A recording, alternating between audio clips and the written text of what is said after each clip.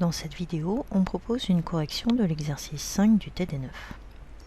Dans cet exercice, il s'agissait de copier les données relatives à l'espérance de vie et au taux de mortalité de chaque pays pour lequel les données sont complètes.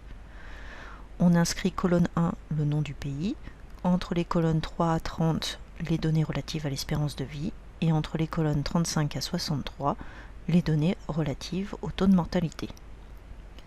La structure de l'algorithme était déjà donnée. Les données commencent à partir de la ligne 3. À la question précédente, on a exécuté l'algorithme étude 2, de sorte que colonne 34 de chaque ligne, on sait si les données sont complètes ou non. Donc, on va tester si à la colonne 34, l'information est égale à vrai. Il faut que les données soient complètes sur la feuille 1 et sur la feuille 2 du pays que l'on étudie. Si c'est le cas, on copie le nom du pays, puis on copie les données relatives à l'espérance de vie que l'on trouve à la feuille 1, entre les colonnes 3 à 30, puis on copie les données qui sont relatives à la mortalité infantile sur la feuille 2.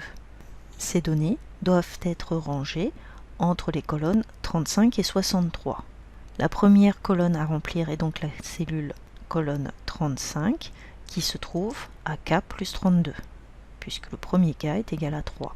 Cet algorithme copie les données en laissant des lignes blanches lorsque les données d'un pays sont incomplètes. C'est pourquoi on vous propose un autre algorithme. Cet algorithme utilise deux indices I1 et I4. I1 permet de parcourir la feuille 1 et la feuille 2. I4 permet de parcourir la feuille 4 où sont copiées les données. L'algorithme reprend essentiellement ce qui est vu au départ, partie jaune, et est modifié sur les parties bleues pour la gestion des indices. Reste l'initialisation de I4 et la mise à jour. Pour l'initialisation, I4 prend la valeur qui correspond à la première ligne où l'on va écrire des données, c'est-à-dire 3. On incrémente I4 chaque fois que l'on a copié des données, c'est-à-dire quand la condition si est vraie. Nous avons implémenté les macros et les avons exécutés. Nous obtenons le résultat suivant, dans lequel on a bien d'un côté les données relatives à l'espérance de vie et un peu plus loin les données relatives au taux de mortalité.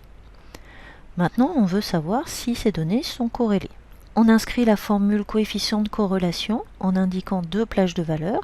La première plage correspond aux données relatives à l'espérance de vie et la seconde plage indique les données relatives à la mortalité. Lorsque l'on applique la formule, on obtient un nombre entre -1 et +1. On applique la formule sur toutes les données complètes et on obtient les valeurs suivantes. En regardant de plus près, vous constaterez que les valeurs sont très proches de -1. Cela signifie que l'espérance de vie à la naissance et la mortalité à la naissance sont négativement corrélées. Dit autrement, cela signifie que l'espérance de vie à la naissance augmente lorsque le taux de mortalité diminue. C'est assez logique, mais on peut vraiment l'observer sur les données, ce qui était le but du TP. Ceci conclut le TP9.